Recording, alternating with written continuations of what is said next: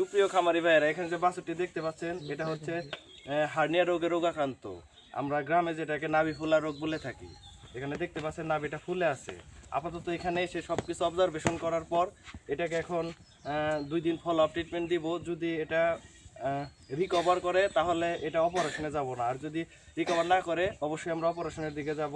যাই হোক, এখন এটাকে ট্রিটমেন্ট দেবো, আপনারা দেখতে থাকেন। আপনাদের বাসা বাড়িতে যখন এরকম সমস্যা হয় অবশ্যই সঠিক পরামর্শ এবং সঠিক গাইডলাইনের চিকিৎসা নেবেন এবং কি আপনার খামারে যে কোনো সমস্যায় যোগাযোগ করবেন। এখন এটা ট্রিটমেন্ট দেবো, দেখতে থাকেন।